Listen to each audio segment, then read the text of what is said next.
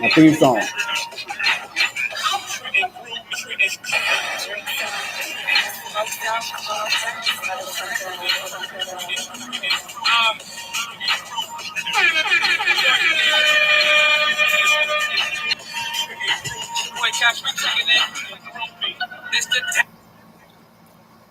Yo, what's going on? It's your boy Just here, Global Unlimited Podcast. I know it's been a while. I haven't talked to people in a minute since like April, I think, last time of the podcast.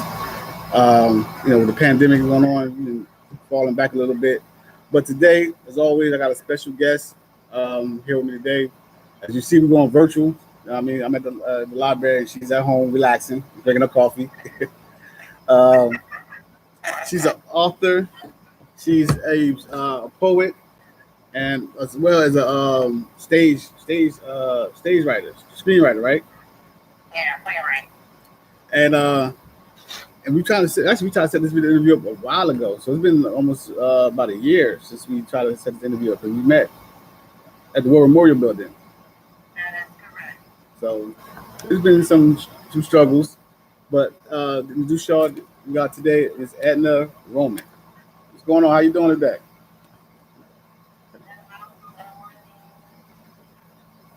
Thank you for having me.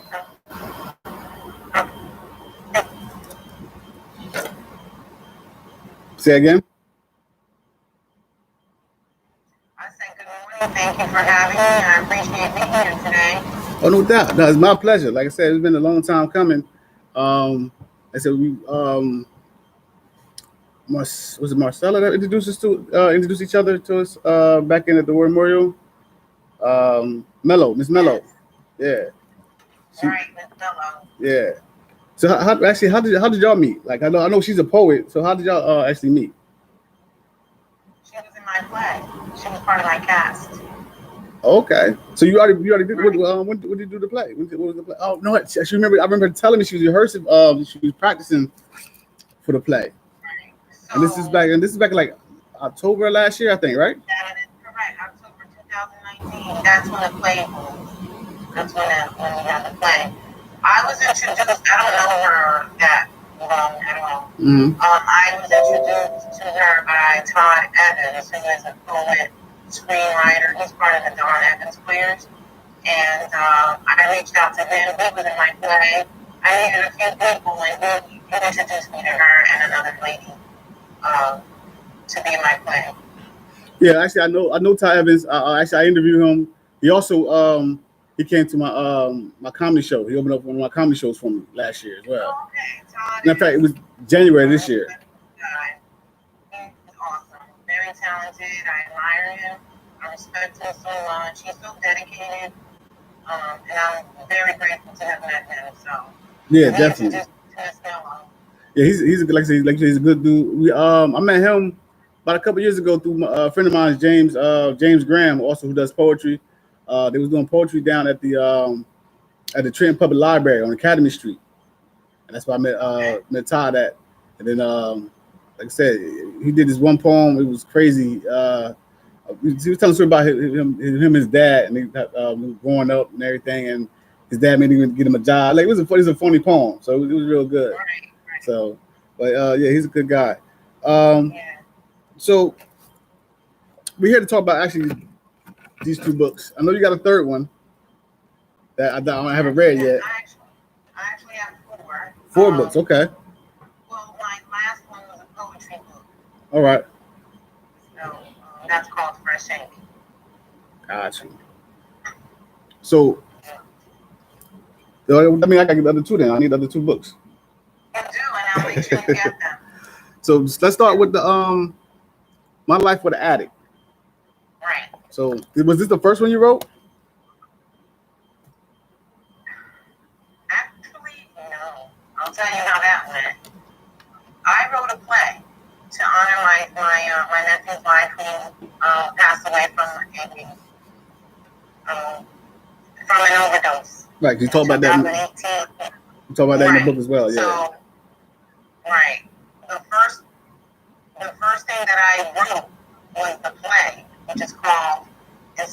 Jeremy. Oh. After I wrote the play, I felt like it was a little bit of a therapeutic for me.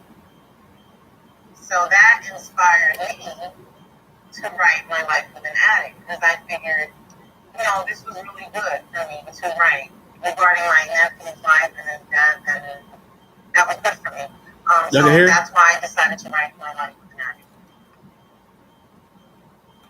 Okay. So the first thing I wrote was inspired by Jeremy, but I had not converted it into a book. It was just a play. Stage play. Right. Because you actually do speak about your nephew in this book, My Life with an Addict. You talk about him a little bit. The things you and your sister went through after he passed away, all the hard times, and actually some of the hard times y'all had while he was alive, because he was an addict. So, was that part of the inspiration to write this book? Besides the fact that it mainly talks about you and your ex boyfriend in the book. Right. So, was that part of the inspiration to write this book? Was it basically like your nephew, or just more or less based on what you was going through and the situation with you and your ex? Well, it was inspired by Jeremy also, because it was the exposure of addiction in my life. Right. So he inspired me to write it, but out of my experience, I wanted to share my experience more so from a healing point of view. Okay. Now, was you yourself an addict, or just dealing with addicts in your? No, I'm not in recovery. I'm not saying I've never done anything, but I'm definitely not in recovery. Oh, okay. I was blessed like that, thank God. Because I think you said maybe one of your siblings was an addict as well. Yes, I have a brother who is active in his addiction, and I have my nephew's father. He's been clean for 20 years, but he was in addiction as well. Okay. So so basically you've been around this disease, which is actually what it is, all your life. I really have. The exposure's been there big time. So first, let's start with you said your brother. Now, was you dealing with it with your brother before you met your ex, or was you exposed to it prior to meeting your ex? Oh yeah, definitely. But I think that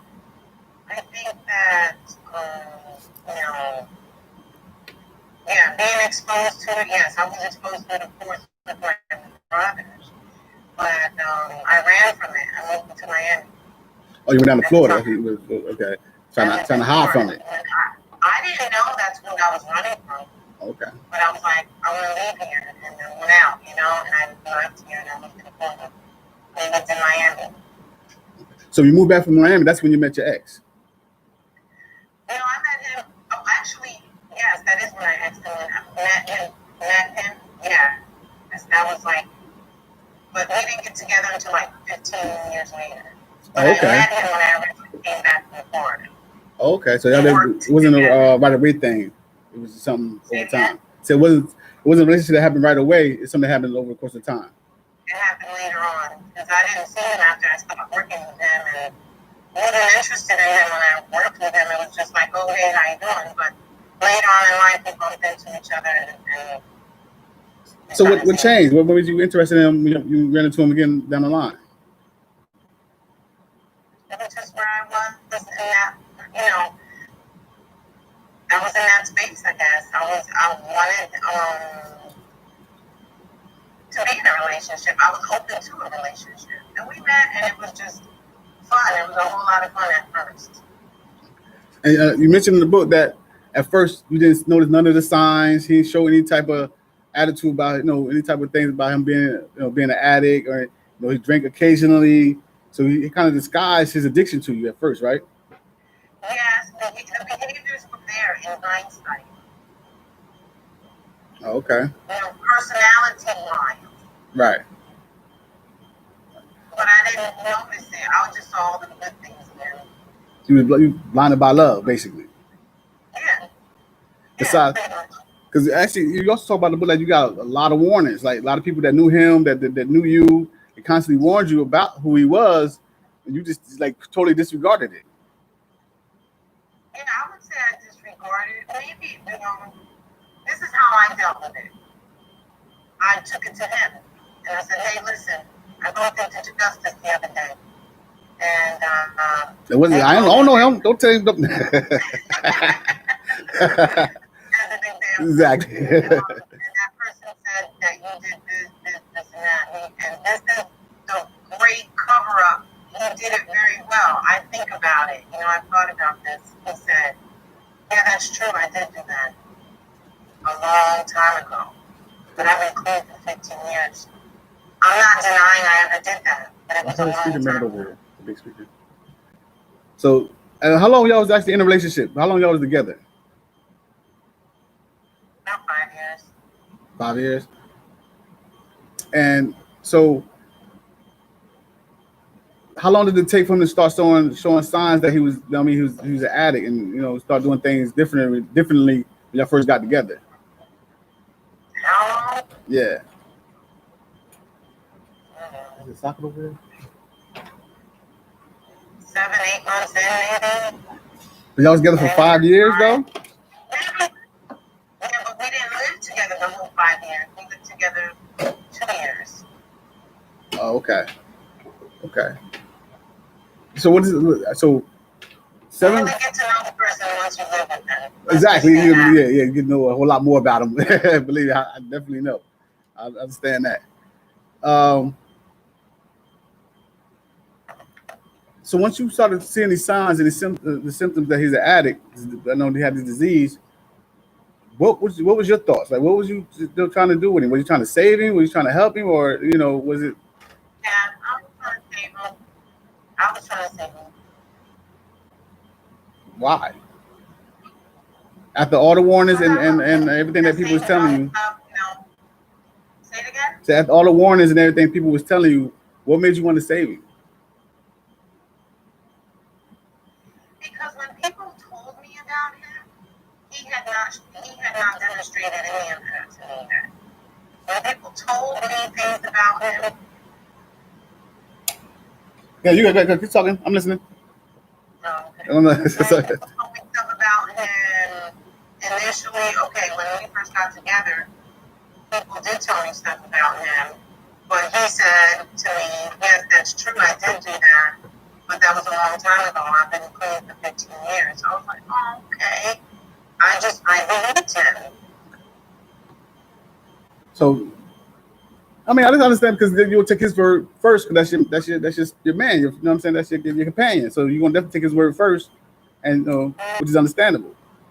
Mm-hmm. But so after everything started coming to light, like how did that start changing you? Because I know in the book it mentioned that you thought you were strong, but you kind of realized you was weak because of the dealing with the situation made you kind of weak. Yeah, because you know what? It's hard to know someone and be kind. Well, for me, I'll keep it to myself. It's hard to love someone and kind of separate the two. It's almost like it's somewhere apparent to parent a child who is an addict. It's kind of the same thing. I don't know. I loved him and I wanted to be with him and I wanted to help him. I mean, that's bottom line. Okay. Now, do you try to y'all go to meetings together? Did you take him to a program? Yeah. The last time he went to a program, we weren't even together. Which was last year sometime. He called me and he asked me to send him to a program, and I did. Okay. While we were together, he didn't want to go to a program. Right. He mentioned that in the book. Like he didn't want to go to programs. He didn't want to go to no AA meetings or NA meetings and none of that stuff, right? We went to a couple of them, but then he became like jealous if I spoke to someone or someone spoke to me.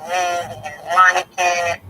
And then I know so many people in the field that there was no way I was going to walk into AA meeting and not or an NA. So, oh shit. One second. No, about that. 1 second. I'm trying to do something with my audio. My apologies. Now, it's crazy because the story you telling in the book, like, because you did a lot of extra stuff. Like, you put a tour on his car. I mean, you was following him to different crack houses and stuff. Like what? I mean, that was that loved him that much? Like you actually wanted to go into these places?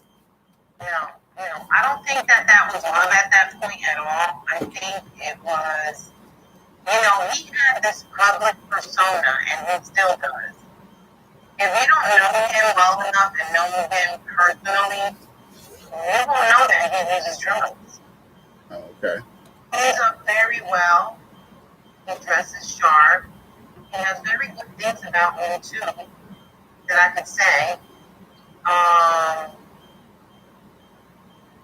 But the tracker came into play like he read the book because within 2 or 3 weeks I had to call me and tell me that he was active in addiction. And there was no way I was going to get in my car and follow him anywhere, you know what I'm saying? So I bought the tracker. And I don't regret it, and it was the best thing I ever did. Okay. Because you mentioned you find them on different spots in these Wilbur section, on Mama Street, and places like that where it's not too safe to go after dark. You go in the wee hours in the morning, and I'm so glad I did it. I have no regrets because I needed to know.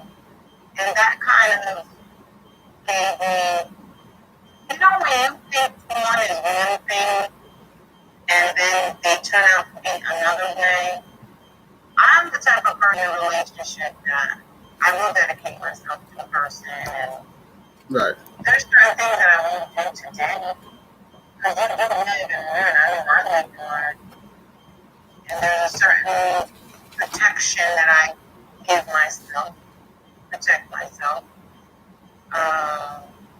And I saw him in an entire different light. Yeah, I can imagine because, like I can say most women, a lot of women might not deal with that, And right. I guess because you felt so strongly about him, you put yourself through that. Right. I think that it was good for me to see because, I think in any relationship you're supposed to have a higher regard and have respect for your partner, the person you're with. Right. There's a certain level of respect that you absolutely 100% have. And I'm not saying that he doesn't deserve respect, but he did not deserve my loyalty, and he did not deserve him, and I didn't deserve him either. Right. Because as you mentioned, he actually cheated on you a few times. Yeah. It was crazy. It was just I didn't realize he was that type of person. And like you paint the picture so vivid in the book. Like as I'm reading the book, I'm actually seeing myself in the car with you riding. I'm looking for. You know what I mean? I'm saying like, I know because I know the train on top of that, so I know the street she was on. You know what I mean? I'm like, why is she following this guy around like this? But I mean, I guess I can understand because, me personally, I wasn't. I never used any type of narcotics. I smoke weed, but never used any type of other narcotics and like that. But I know people that was in that type of situation because I used to, when I was younger, I sold drugs. You know what I mean? When I was younger, super younger. So a whole different life back then. But so I saw those type of things firsthand. A friend of mine, he was I guess we call a functioning addict. You know what I mean? He used to play basketball, all that. He had a loyal woman with him, but he used to do it dirty. He's going his binges. You know what I mean? Actually, it used to crack me up because we used to smoke cocaine. He used to go mute. Like he wouldn't talk. So you talking to him, asking me questions, he like, He shake his head, yes or no. Yeah. He actually go mute. Yeah. So it was weird. I just want to say, it's a very painful because, now I'm in a wonderful place. I thank God for where I am today. I thank God for where I am today. I'm not ashamed. I had a lot of shame for a long time that I even tolerated that. Because even you just said, what is she doing? Why is she following him? It was me thinking I could save him. Right. And even when we spoke after the fact, when we spoke at many times after we had broke up, he would call me and stuff like that. But I really come to the realization that I deserve that. Well, you basically actually it's the other way around. He didn't deserve you. Right. I mean, I went above and beyond, and even to this day, I remember he said to me, he was like, "I really messed up." It's too late. It's way too late. There's just no going back. Because I know him now. Right. See, let me tell you something. When you do things when you're being sneaky and you're doing things behind somebody's back, but sometimes you do things knowing that you're hurting someone else. You're hurting other people. Right. There's intent there. And that for me changed everything. It just changed. So in the book, like at the beginning of each chapter, you wrote like a little poem. Is that was part of that was actually designed for the book itself? Where you wanted to put that in there purposely? Was that when you wrote your poems at the beginning of each chapter? Was that like a little message you put in the beginning of each chapter? Yeah, just to put a little message, because there's so much more to me than that relationship. Mm-hmm. That was just an experience that I had. That relationship doesn't define who I am. And I surpassed that relationship. I'm in a good place of healing. And also, there was a time where I was doing really well emotionally, and then my nephew passed away. Right. When my nephew passed away, it was like I took 100 steps backwards, and I was back in the grieving process, and that played a big role. And how I was feeling, but I'm in a much better place now. I have a great relationship with the Lord, and I'm in a good space. I'm not ashamed of my relationship. I'm not ashamed of what I went through, which I was before. I was very ashamed. Even when I wrote the book, I carried shame. You mentioned that, yeah, that you was because you had high expectations. You put high expectations on yourself as far as being a strong woman, and you said people viewed you in a certain way. But allowing yourself to go through that, you realize you wasn't as strong as you thought you was. Right. Not only as one, but as an individual. Period. Allowing somebody to take you out of your character like that. Right. And also, I didn't realize it was actually a definition for his personality. And he would take me out, or take me out anyway. He's a narcissist. And I'm an emotional type of person. I go on love, faith, and we went on, I'm going to try to get over. Right. He would have taken me out, emotionally wise. He's a narcissist. So was he ever physically abusive, or was it more verbal and mentally? A couple times he was. I can literally count like 2 or 3 times. It doesn't matter if it was 1 time or 100 times, but he was. But mostly, it was a mental. Right, verbal and mental abuse. It was mostly mental. Like, what do you think that way?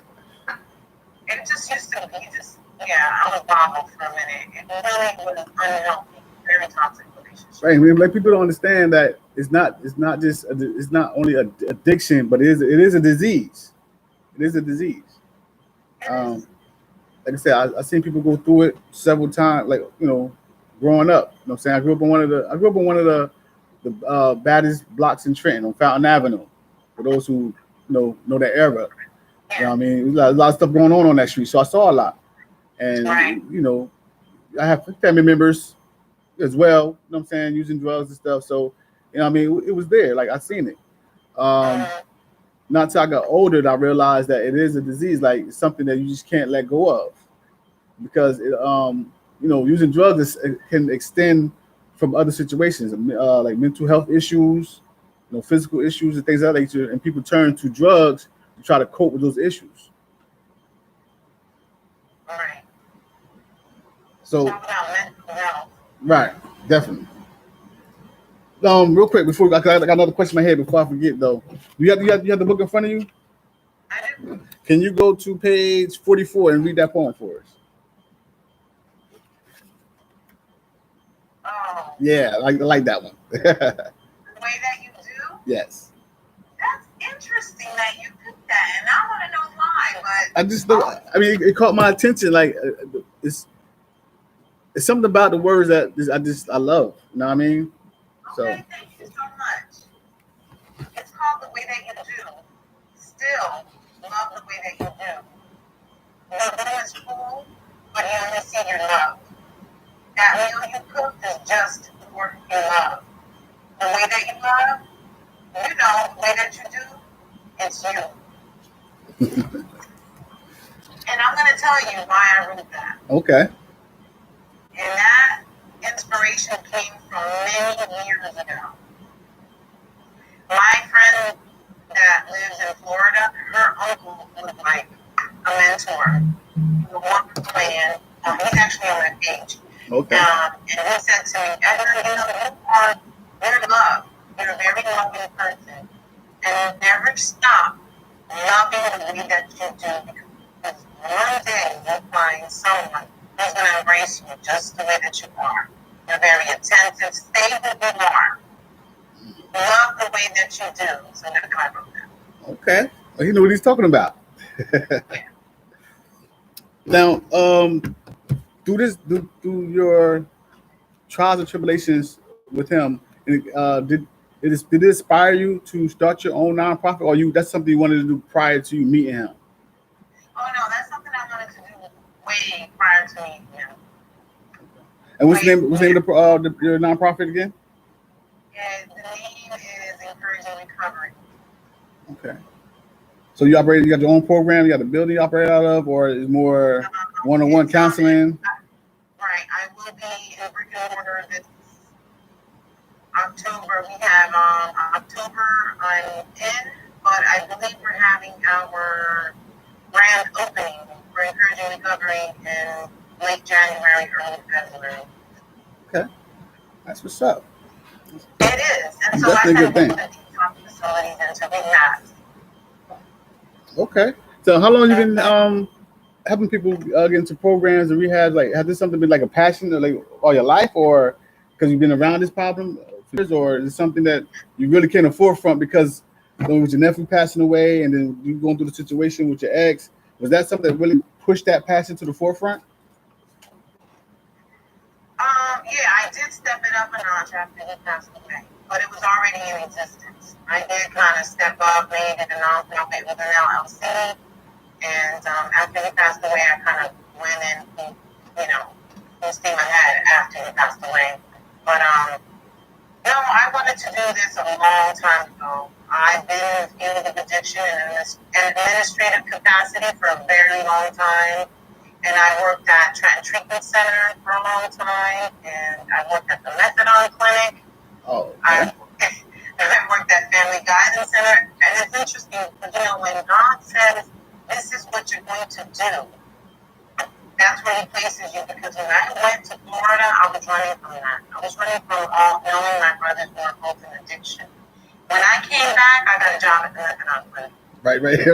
Right in the midst of the madness. I learned a lot. Right. I learned a lot. I learned to be compassionate. Not that I'm not a compassionate person, but I had more empathy for people who were in addiction, and I wanted to help. Because I saw how much, I'll say discrimination against people who were in addiction. They're labeled. Yeah. Judged when it's really a disease. I'm glad you said that, because cultural wise, like far as dealing with, Black and brown people compared to dealing with Caucasian people, like we get locked up. You know what I mean? We get go to 3 or 4 years of prison time for selling or using drugs.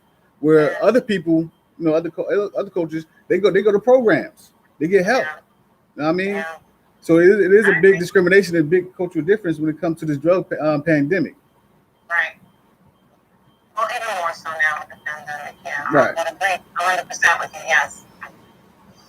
Yeah, it's been going, like I said, that's been going on for years. Like I seen that firsthand, because like I said, when I was younger, I was dipping and dabbing, doing my thing.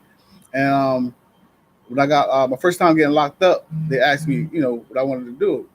Go back to jail or go to a program. So I decided to go to a program. What we went to jail. Yeah, I was like, I wasn't going back to jail. what's happening. So when I got to the program, I was about 18, 19, and I was in there with men twice my age, realizing like this is a lifelong problem. Like these cats, when we started using drugs, they probably started out as drug dealers and they got hooked into their own stuff. Then 20 years later, they still coming back to the program. They still trying to recover. I'm from heroin addicts to crackheads or whatever, and I seen that firsthand, and that really was like send a message to me like, yo, this thing is crazy. Because like I said, I'm 19 years old. These guys is in their 30s and 40s. They still dealing with I'm thinking to myself like, how are you out there smoking crack? You 40 years old. I couldn't understand it at the time, but I do now because it is a disease. So. Yeah, I mean, you also mentioned in the book that your ex used to get paranoid. He used to come to the house and just ramshack the house, think somebody was there. Tell me about that experience. Like, what was going through your head when he used to come in the house, grab his pistol, and start ramshacking the house, thinking somebody was there? Let me tell you something. The first time that he did that, I can't even begin to tell you how much in shock I was. Like, it was, I just stood back against the wall. And that's the first time he did it. I stood back against the wall and I just watched him. He wouldn't address me because in his mind I was trying to distract him. Right. I couldn't say, chill, wait 1 second, hold on a minute. Why are you running through the house with a gun in your hand? I couldn't do that because I just stood back and I watched him do crazy. It was crazy. It was absolutely nuts.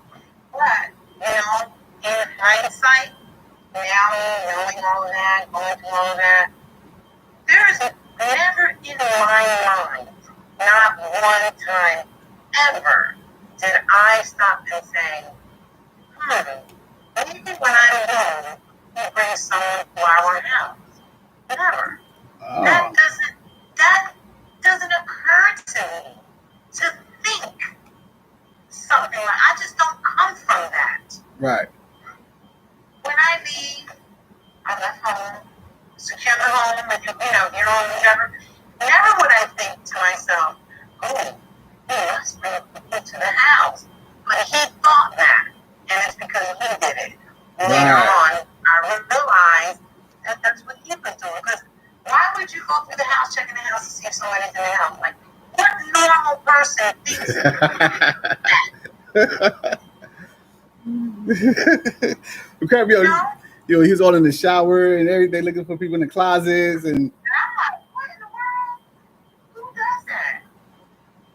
So he was projecting with the things he was doing onto you. Right, and I didn't think of it then. Not one time did I say, oh, you must bring people here or someone here. Mm-hmm. Never, because you know why? I don't come from that. Right. So it didn't occur to me. Yeah, so I have like a little 0, almost -1 respect for him. 0. But I mean, it could be clean. If he's clean, he says, he has said he's clean. I knew that other side, you can't convince me that you're a great, wonderful guy. I don't care what you do. Right. You already food are to right. Whether it's an addiction or not, you have that. You know what I'm saying? There's just no way. Yeah, I just didn't know what you were. I mean, like I said, I read the book and I'm just following you along the story, and it's so vivid. And like the time you rode past him, he was in the car with some lady. Like okay, like. But the thing is, though, I mean, as someone like you kind of like accepting him back after all this stuff until you actually got fed up. Like, why you keep accepting him back? Because it was a time where, To be honest with you, I was very fed up. I was more as things happened. It would be like shock. It was just like, this too, like wait, this too, But I was done. I just financially couldn't meet him. And that's another thing. When you were dealing with domestic violence,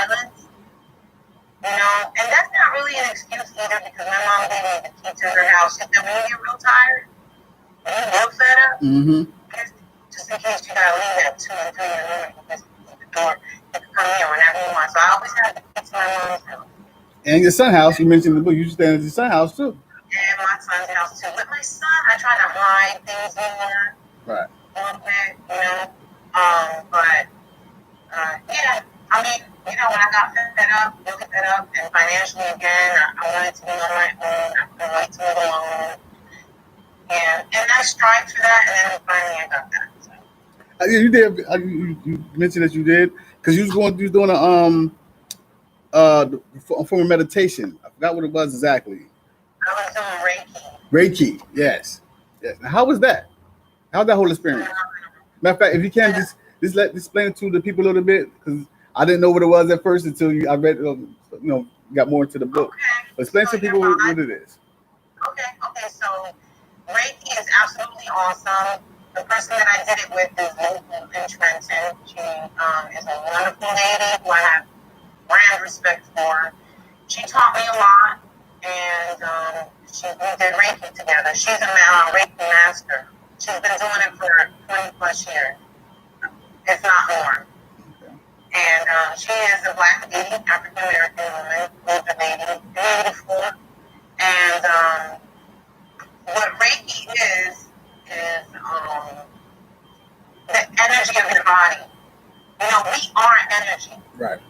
Absolutely. Okay, we are good and negative energy. You know how you walk into a room, you're like, you don't seem like a good person. You feel the negative energy. That's real. That's really real.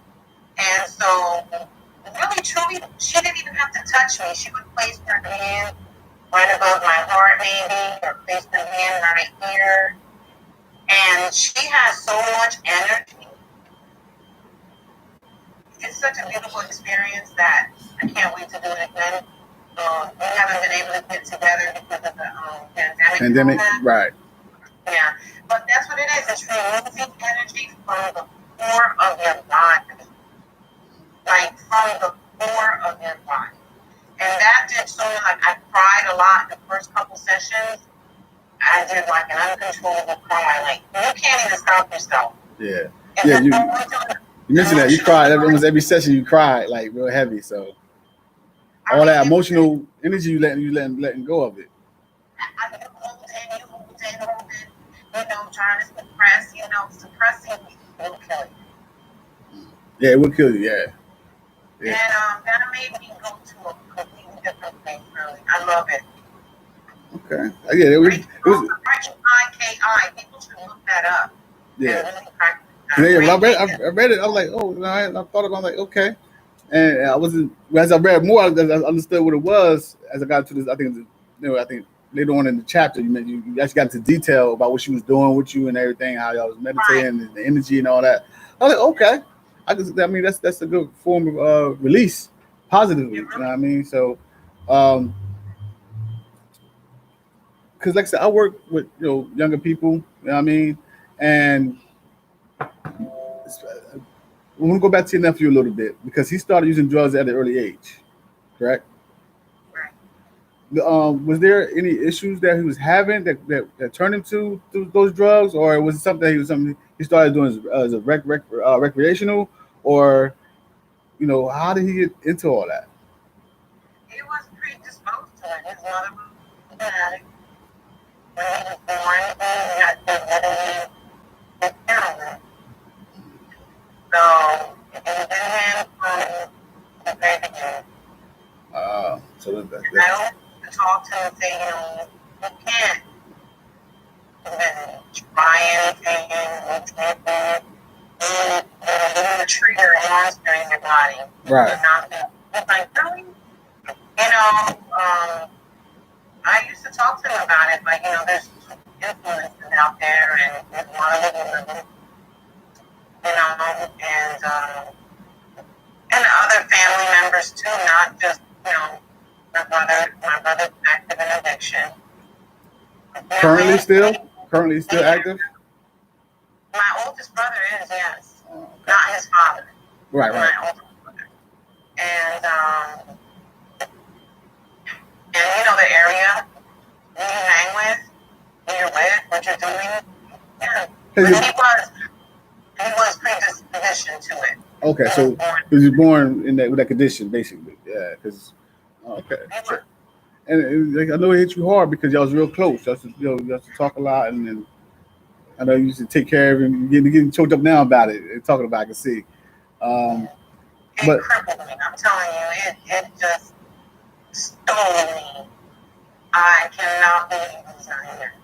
But I respect God. I had to get there. I mean, I always respected God, but I had to get it to a place that was his journey. right. And I have to respect it, and I give the glory to God for giving me the strength to go on with it. Absolutely. Knowing that he's not here anymore, but I thank God that he was a part of my life, that I was able to experience the kind of love that he is and that he was. He was a very loving person. Okay. So, like I said, in the book you mentioned, eventually you got the strength to fully leave him, get your own place again. But he was still causing havoc, like coming to your place and banging on the door late night and all types of stuff. And how did you feel like when your neighbors look at you like at the situation like that? Do you feel real embarrassed or? At first, I was embarrassed. I was like, oh my God, because people will, you know what I'm saying? But I ended up living across the street from this old man. He was probably older than what he looked like. Right. He has since passed away, but we became very good friends. And he would say hi to him, and he would talk to him when he saw him come up or whatever. He was an older man. He was a little bit disabled. He had a walker. Right. But he was smart. And if I cooked anything, sometimes I would cook and I would say, oh, let me take him a cook, I would take him a place. So we became a really good friend. Then the maintenance men were real awesome with me. They knew I was there by myself for the most part. Right. They would clean off my car when it snowed and make me a path to get to my car. They were super nice to me. I mean, and then they just wave at me from way down the parking lot. Right. It wasn't like they wanted anything from me because I rarely spoke to them. They would clean up for me and wave at me and keep it moving. But they knew what he was doing. Right. And eventually, they were just like, here come that joker. And like the neighbors couldn't stand it anymore. They were like, oh, here he comes. Like, started looking at him like as if he's a clown. Like, you know what I'm saying? Exactly. Crazy, dude. They no longer, I felt good after that. Right. Like, it took a couple months for them to realize that he was just a hot mess, Okay. So, like I say, it was good that you actually made it through that situation because some women don't. Some women don't make it through a situation like that, and sometimes it can get even worse than this mental abuse, emotional abuse. It can get very physical. Right. And especially with an addict, you never know what to expect.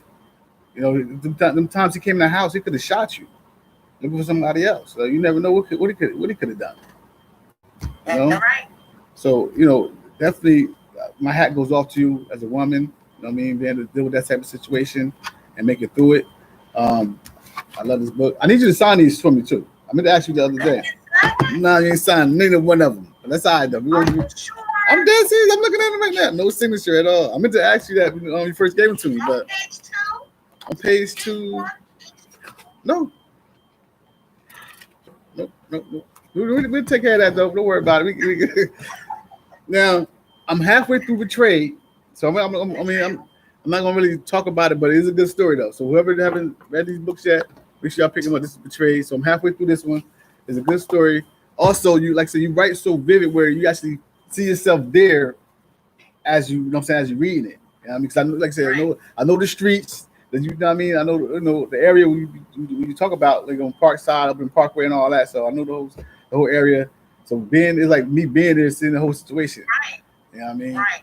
So I'm up to the reason I write that way, I'm a reader. I've always read books. I'm a reader.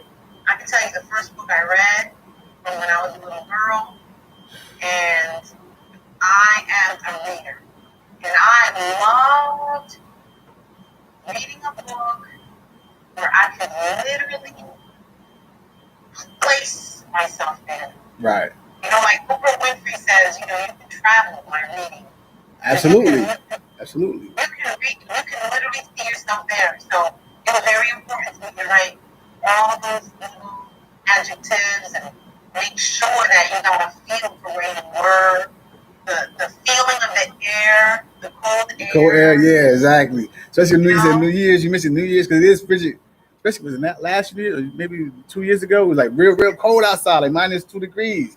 So I'm thinking about that. Like she's right. Like I'm not going to New York when it's -2 degrees to watch a ball drop. Hell no. Like that's crazy.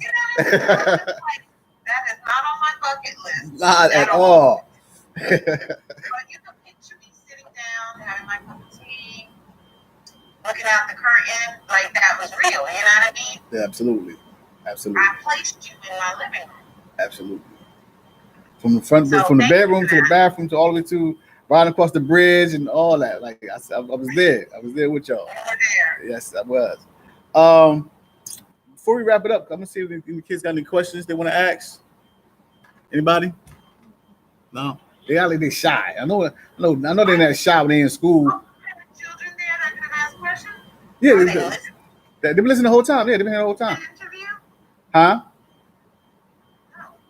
Yeah, like I said, they show them how to do a podcast and everything. Like a couple of them say they don't mind being in front of the camera. Some prefer to be behind the camera, which is cool. So I'm gonna show them both sides of it.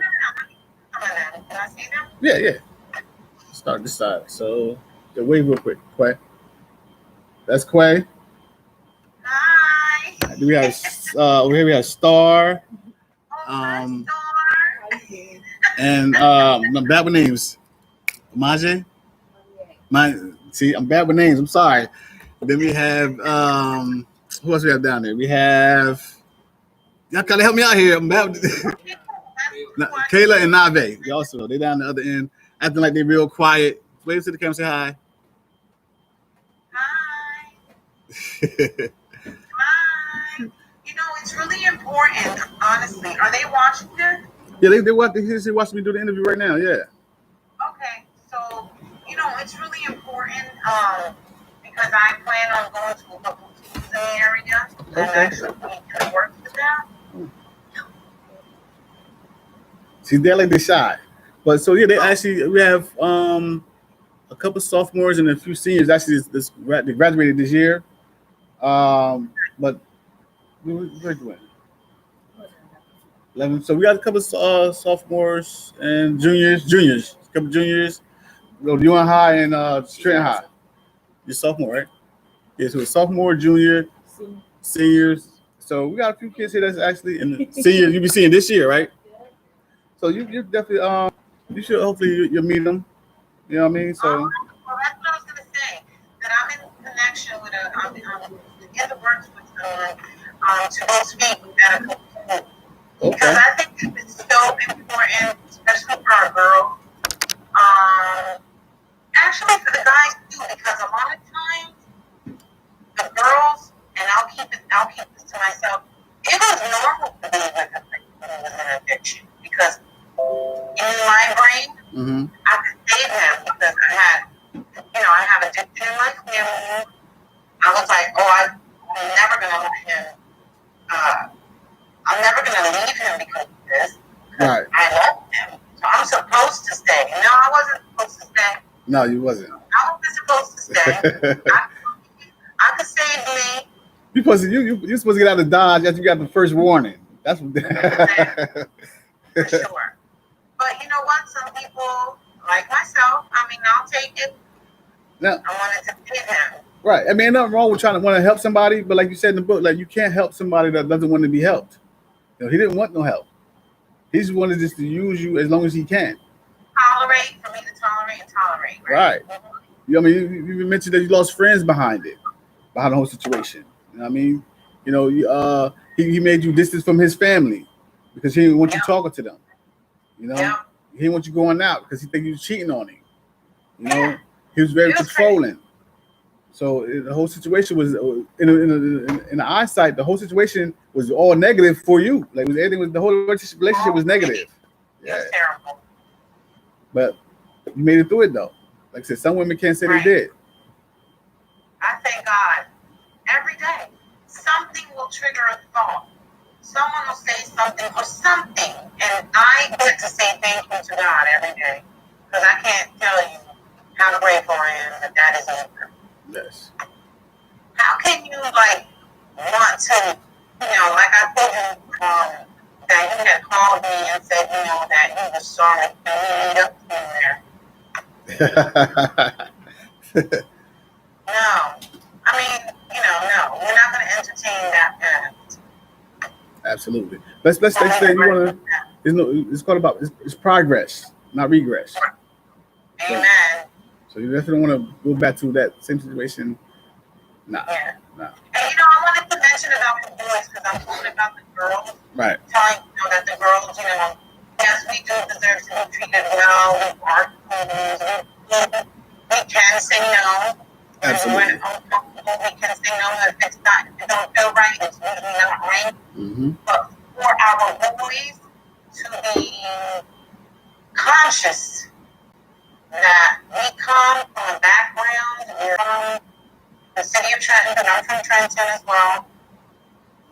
We have exposure in our family, in our neighborhood. There's liquor stores all over. Every corner, yeah. Visible. And so that tends to become a norm and is not. We need to do different things and expose our children to different things. So, our young girls, our queens, and our young kings, they deserve to know that we can do and be better. Right.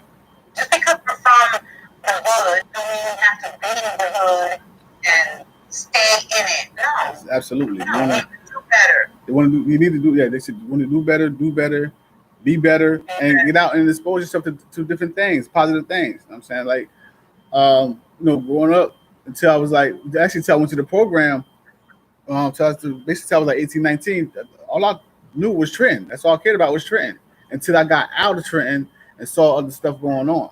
And actually, I mean, in the long run, it made me appreciate home more. But at the same time, I love traveling now. Like, I don't want to, every summer or every year, I got to go somewhere. I need to get out. I need to experience something different. I need to see life. Sure. You know what I mean? So, you got to do that. Traveling, and it's very important that our children get to do stuff outside of Trenton. Right. Go to a farm, even. I mean, it's great. I don't like cows. Go to a farm, smell clean air. Go to the beach. There's so much that we can get to know right here in New Jersey. You don't have to go to the farm if you can't afford it. Absolutely. But right in New Jersey, there's so much to do. Positive things, Absolutely. So before we wrap this up, one more time, let's go let people know where they can find the books and what's the name of them. Oh, wonderful. Well, like I said before, I do have 4 books. I have My Life with an Addict, Betrayal, a Life Lesson, Inspired by Jeremy, and I have Fresh Ink, which is a poetry book. It's right here. I'll make sure you get this. Okay. Fresh Ink. Fresh Ink is, it says, with love and God's grace, I share Fresh Ink. Okay. This was very personal for me. I love this book. I love all my books, actually, because everything came from my heart. But my books are available on Amazon.com, and they are available locally here in the city of Trenton, downtown at Classics Bookstore. Right on Warren Street, Warren and Lafayette. You're able to get them on West Lafayette, 4 West Lafayette. So if you want to get it, they're available there. So what's the 4th one again? So I have My Life with an Addict, Inspired by Jeremy, Betrayal, a Life Lesson, and Fresh Ink. And one more, right? You said 4. That is 4. Oh, Inspired by Jeremy is the 4th one. Right. Okay, I'm thinking. All right, never mind. You didn't have it because I sold out. It's at Classics. Oh no, because you said for some reason I was putting the 2 titles together. My Life with Addiction, Inspired by Jeremy. I was putting them both together. Oh, I was gonna say was the play. Was the play, and right? That book did so well because a lot of people saw the play and they Right. bought the book, which I'm grateful for. Okay. All right. So now also you have a website too, right? I do. Encouragingrecovery.com is my website. All right. And the nonprofit is up and running. Y'all looking to have a building in February, grand opening in February. Right. Okay. Well, actually, can you tell me where it's located at, or you can't really reveal right now?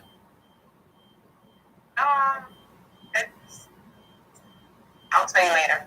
Okay. I don't want to reveal it yet, but it is in the city of Trenton where we need to focus on our people who need help. Absolutely. Okay. Absolutely. There's programs in the area. There's programs in Lawrenceville. A lot of them don't even take Medicaid. So, that's just pushing away from our people. All the poor people, yeah. All the poor people, yeah, pushing away, yeah. And so I'm here to represent. I send people to programs, detox. I connect them to rehab facilities. That's what I do. And I love it. And I get to help people every day. And it's important. That's what's up. Absolutely. We appreciate you. Appreciate you coming on to the show, to the podcast today. You want to give me quick shout outs? Anybody want to highlight right now before we go? Who I want to highlight? I do want to say something like to the people out there who are stuck in relationships. You're not stuck. You're not stuck. Just take that step forward, and let it go. And save yourself. Self-saving, yes. You got to save yourself before you save anyone else. Yeah, save yourself. I have a lot of people who supported me, who've encouraged me, and to not leave anyone out, I would just say in general, thank you to everyone who has supported me, bought my books, people inboxing me, some people I don't even know, who say, oh my God, I loved your book, you helped me. I really appreciate that. My life with an addict is just the one that has people calling about. So that's what's up. Like I said, thanks again for coming on the show. Appreciate it. Real quick, I'm gonna give my little shout outs to everybody that will support what I do. My family, wife, kids, everybody. My man Blessed Child, sponsored the Blog Talk Radio. That's the one I was telling you about earlier, Blog Talk. He's sponsored for that. Stressed Out Radio, Stressed Out Clothing. Shout out to my man Blessed Child. Shout out to you, Miss Edna, for coming on to the podcast. I appreciate you. It's been a long time coming. And I guess after you get all your movie situation taken care of, we'll definitely get together some more. Because we were talking yesterday, I want to introduce you to a friend of mine that makes music, and it goes, like I said, goes hand in hand in what you're doing with the books and everything, and also with the fighting the battle of addiction. So definitely want to make that happen. And I just want to thank you again for coming to the podcast and bless us with your presence. Thank you so much. You're very welcome. Your graciousness, and thank you for having me. Thank you for having me. I appreciate it. You're welcome. You're welcome. So I'll talk to you soon, all right? All right. Blessed day to you. You too. All right. It's your boy Just, Global Unlimited Podcast, and we out. Peace. Peace.